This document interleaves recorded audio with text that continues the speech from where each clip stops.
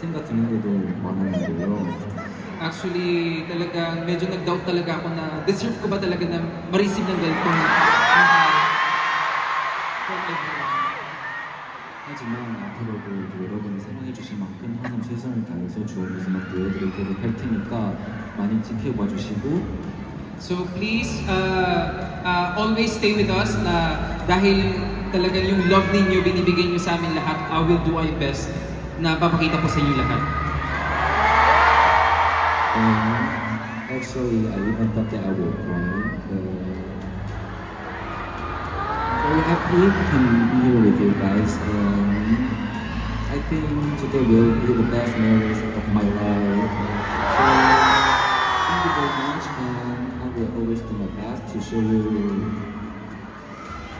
who am I and who are others. So, thank you, and I love you.